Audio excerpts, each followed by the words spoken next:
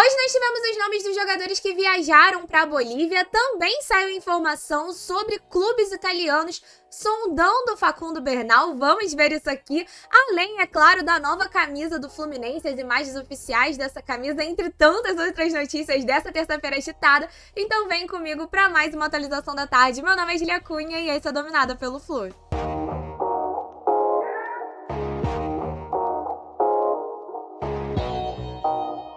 A gente já vai falar sobre as informações das sondagens do Facundo Bernal e também sobre os jogadores que vão para a partida contra o São José, mas antes eu vou começar pela camisa, né, as imagens oficiais, porque ela é mais fácil aqui da gente abordar, a gente passa por ela rapidinho e fala sobre os assuntos ali dos jogadores que são os que mais nos interessam. Antes eu só preciso pedir, é claro, para você chegar deixando seu like, se inscrevendo aqui no canal, se você é tricolor e curte estar sempre bem informado sobre o Fluminense.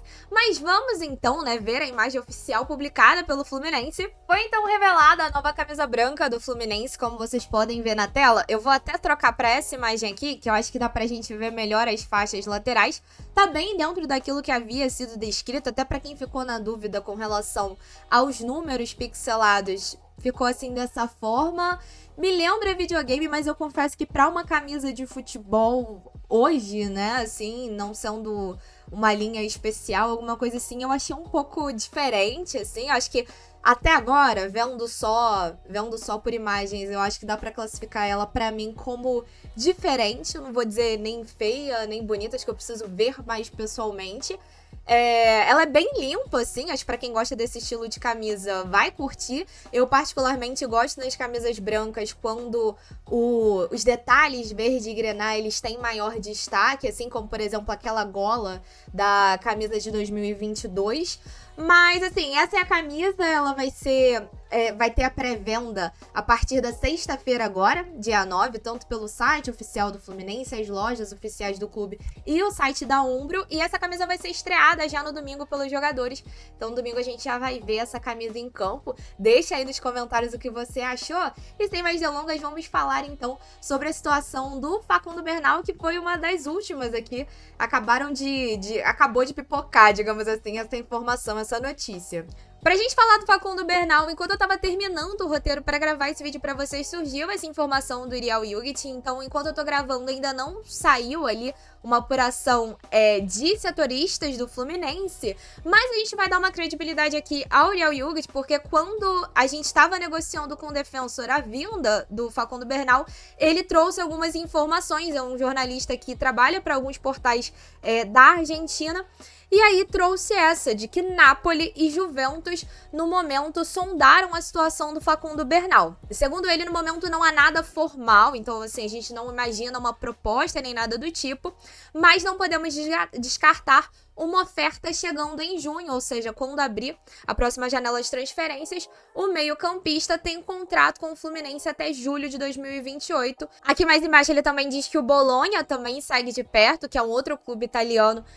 Segundo ele também, imagino que monitorando a situação do Facundo Bernal, mas estão surgindo interesses de 3 clubes italianos. Bem, pra gente falar um pouco mais dessa situação do Facundo Bernal, é claro que surgindo novas apurações, a gente vai trazer na nossa live das 5 horas da tarde, mas se vocês repararem, né, ele foi sondado por 2 clubes italianos. O terceiro ele não foi mencionado como uma sondagem, mas aparentemente é um clube que está monitorando a situação do jogador. E por que 3 clubes italianos? Pelo que eu pesquisei no Transfer Marketing, além ali de ser uruguai, ele tem nacionalidade italiana, o que justificaria você ter justamente 3 clubes italianos sondando o jogador, pensando numa próxima janela de transferências, porque isso facilitaria a entrada dele no país e tudo mais. Mas assim, eu particularmente acho que o Facundo Bernal, ele foi sim comprado por um valor mais alto por ter potencial de revenda. É um jogador de 21 anos, mas eu seguraria ele mais um tempo por aqui, porque eu acho que ele pode ser usado ainda nessa temporada. Afinal, é um elenco que tem suas carências, então eu acho que ele pode ser uma peça que pode ajudar o Fluminense até o final da temporada, e deixaria para pensar em uma venda apenas ali numa próxima janela de transferências, de repente no início do ano que vem. Afinal, o jogador, como vocês viram, tem contrato com o clube até o final de 2028, então não seria ali um problema não vendendo o Facundo Bernal agora. Ele poderia sair, por exemplo, de graça tão cedo, não é algo do tipo, né? Não dá pra dizer algo assim por enquanto. Mas deixa aí nos comentários o que você acha, né? Se você vindo uma boa oportunidade, vindo uma boa oferta, você já pode vender o Facundo Bernal, acho que dá pra gente contratar um outro jogador, ou se manteria ele aqui até o final da temporada 2025, pelo menos. É curioso porque, assim, é um jogador que, por exemplo, para essa viagem contra o São José, ele foi, né? Então, a gente pode pensar que ele não tá sendo muito olhado ainda para esse time titular do Renato Gaúcho. O que eu ainda tenho dificuldade de entender o porquê o Facundo Bernal não está sendo olhado para esse time titular. Não que ele esteja se destacando muito nesses últimos jogos que ele atuou, mas pela característica mesmo que falta hoje no nosso meio-campo, principalmente com a lesão do Otávio, que daqui a pouco a gente vai ver que saiu o vídeo dele treinando, mas principalmente com essa situação do Otávio. Mas já que a gente falou sobre o Facundo Bernal ter viajado com o grupo que vai para a partida contra o São José, vou colocar na tela com vocês pra gente conferir a lista. Vou botar a matéria do GE. Fluminense embarca pra Bolívia, tem titulares, mas com novidades. Veja relacionados à informação. A matéria foi publicada pelo Marcelo Neves, do GE. Mas essa própria lista também já saiu no site do Fluminense. Eu vou colocar só aqui a matéria do GE, porque ela traz algumas outras informações. Renato Gaúcho não viajou para esse jogo. Depois a gente pode falar sobre essa situação que gerou bastante polêmica nas redes sociais ontem, né? Mas para esse jogo, ao invés de muitos jogadores da base, como a gente teve para a partida contra a União Espanhola, foi um elenco um pouco mais encorpado aqui. Foram, então, os goleiros Vitor Eudes, Gustavo Ramalho e Kevin Vinícius, os laterais Guga, Léo Jansen e René. Ótima essa informação aqui do Léo Jansen, como vocês vão lembrar, o Fluminense havia divulgado que ele teve um edema ósseo, então o fato de estar viajando, a gente imagina que já esteja recuperado dessa situação. É uma ótima novidade nesse sentido, apesar de eu achar que o René é quem vai entrar como titular nessa partida, por a gente ter tido agora o retorno do Gabriel Fuentes para o time titular. Imagino que ele vai dar mais rodagem ao René do que ao Léo Jansen, né? Enfim, a gente discute aí se é bom, se é ruim, mas eu imagino que a tendência seja a gente ver o René dentro de campo. Os zagueiros, Thiago Santos, Manuel, Caio Amaral e Davi Schwindt. Volantes, Bernal, Freitas, que é um volante da base, Hércules e o Wallace Davi. Meias, Isaac então realmente sendo relacionado, além de Isaac e Wallace Davi, como havia mencionado, Vene Casagrande ontem, Lescano, Renato Augusto e Thiago Henrique, e os atacantes Kelvin, Serna, Lavega e Paulo Baia. Ou seja, o que também dá pra gente imaginar aqui é que, como Canóbio e Keno ficaram no Rio de Janeiro, um deles está sendo pensado para a equipe titular. E o Serna não, o Serna viajou junto com a equipe. Uma das coisas que eu gostei nessa lista de relacionados, apesar de achar ruim essa viagem do Bernal, é que Keno ficou no Rio de Janeiro. Eu gosto de imaginar o Keno nesse time titular. Estou curiosa para saber quem vai ser o centro desse ataque, né? Se o menino Kelvin vai ganhar a oportunidade, se será testado o Serna, se a gente vai ver, por exemplo, um Paulo Baia no centro do ataque. Confesso que estou curiosa. E não sei se vocês notaram, mas o Hércules viajou. Então a gente não imagina o Hércules como titular na próxima partida. Muito provavelmente a gente terá como titular Martinelli e Nonato, que ficaram no Rio de Janeiro, que novamente preferia ali que fosse o Bernal ao lado de um dos dois. Mas deixa aí nos comentários o que você achou dessa lista de relacionados e vamos ao assunto do que gerou tanta polêmica, né, da viagem do Renato Gaúcho. Pra quem não sabe, pra quem não ficou por dentro, o Renato, ele ficou no Rio de Janeiro e a informação que foi divulgada ontem pelo Vitor Lessa e até apurada também pelo GE, foi de que ele ficou por recomendações médicas por conta de ter feito uma ablação, que foi aquele mesmo procedimento cardíaco que o Ganso fez no início desse ano. E aí, por conta disso, não seria recomendado que ele viajasse para um lugar com tanta altitude. Afinal, a altitude mexe com a questão do oxigênio e a dificuldade de respiração de qualquer pessoa, né, que está acostumada com o nível do mar e vai para uma altitude muito acima, principalmente como é a altitude de La Paz. Só que isso gerou uma grande polêmica, porque o Renato, ele viajou para La Paz no ano passado para a partida contra o The Strongest ao lado do Grêmio. E aí a galera começou a questionar e tal, por que ele não viajou agora, por que ele viajou com o Grêmio e tudo mais.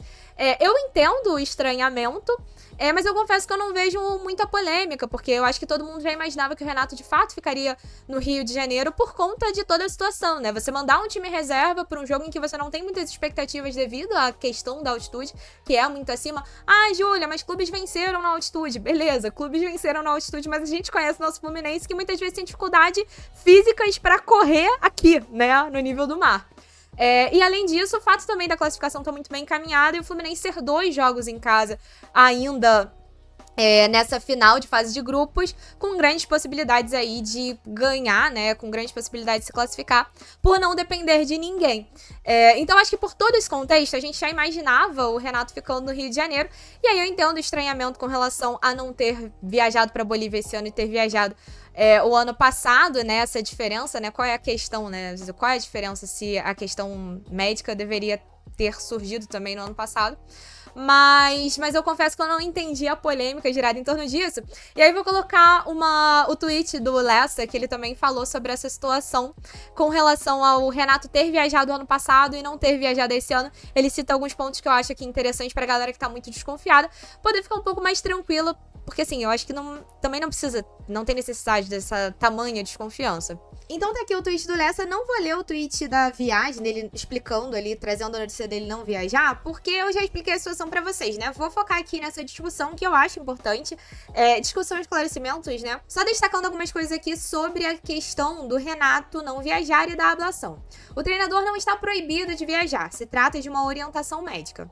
Não é proibição. Portanto, se alguma fase mais avançada o Fluminense voltar a La Paz, se entender que é seguro, ele pode ir. É necessário ter responsabilidade com isso, pelo menos é o que eu penso. Afinal, não sou médico. Mas se ele foi com o Grêmio ano passado, de fato foi. Mas o ano passado é ano passado, né? São profissionais diferentes. O Renato passou não só por uma, mas por 2 ablações. Em 2020 foi a segunda. Ano passado, Tite não se sentiu bem em La Paz e depois passou por uma ablação. Muricy teve uma fibrilação arterial e deixou a carreira. Ou seja, isso não é brincadeira. Além do mais, não disse que esse é o único motivo. Pode ser que o Renato já não fosse de qualquer maneira. Talvez o planejamento já fosse esse, dele ficar no Rio de Janeiro, né? Então. Mas não acho correto banalizar a situação clínica importante. E com relação a isso, concordo plenamente com o Vitor Lessa. Bem, coloquei esse tweet porque eu acho que o Lessa sintetiza bem o que eu penso e ainda trouxe ali informações que eu acho extremamente relevantes sobre a situação do Tite e do Muricy, que servem como exemplo. E assim, eu entendo a galera que estranhou o fato dele ter viajado ano passado e não ter viajado esse ano, porque realmente, assim, quando você ouve a informação, soa estranho, mas eu não entendo por que criar tanta polêmica em torno disso, porque já era uma viagem que a gente imaginava que o Renato não faria. Por conta de ter feito isso contra a União Espanhola e todo o contexto que eu já expliquei pra vocês. Mas, enfim, eu acho que a gente também tem que tomar cuidado, porque eu vejo que uma parte da torcida tem perseguido bastante o Renato, e eu fico me perguntando se fossem falar sobre o Ganso, tomar esse cuidado, se a galera estaria questionando dessa mesma forma, afinal o Ganso, ele passou por esse mesmo procedimento, né? Eu imagino que as pessoas teriam muito mais cuidado com o Ganso. Eu acho que até com relação a isso não faz sentido uma perseguição maior com o Renato, né? Mas como eu falei pra vocês, ia mostrar a situação do Otávio, que apareceu ali, imagem dele treinando. Esse vídeo aqui tá nos stories do Otávio. Eu não vou ligar o som porque só tem uma música e essa música poderia dar um problema aqui pra gente no YouTube com relação à copy, né? Mas achei, assim, bacana ver, porque é sinal de que ele tá evoluindo na recuperação. Imagino que pro tipo de... Aqui uma outra foto que ele publicou logo depois, ali na academia do Fluminense. Mas imagino que pelo tipo de lesão que ele teve, é bem importante a gente ver esse avanço, né? Ele já treinando na academia, acho que é um bom sinal ali de recuperação. Bem, antes da gente encerrar, a gente vai falar aqui sobre a possibilidade de mudança da final da Sul-Americana da Bolívia para o Peru. Segundo a Raíza Simplício, do portal Gol, Lima, no Peru, tenta tirar a final da Copa Sul-Americana da Bolívia. Para quem ficou por fora, Lima foi confirmada como a sede da final da Libertadores desse ano. E aí, o que aconteceu? O governo peruano, que tem o apoio da Federação Peruana, está tentando convencer a Conmebol a levar a final da Sul-Americana também para Lima. Inicialmente, a final da Sul-Americana ela está prevista para acontecer em Santa Cruz de la Sierra, na Bolívia, mas segundo a apuração do Gol, o governo peruano já fez uma oferta à Conmebol e está aguardando a resposta da entidade, tá? E aqui ela cita um pouco do contexto, né, das cidades que foram cogitadas para a final, Mas aqui o que é mais interessante pra gente é que Lima tem um apoio do governo peruano e da Federação de Futebol do Peru. Os trabalhos de convencimento junto à Conmebol estão em curso e uma nova reunião entre as partes deve acontecer nos próximos dias. E aí a ideia deles é de que a final seja no Monumental, que foi o palco da final da Libertadores de 2019, onde o Flamengo venceu o River.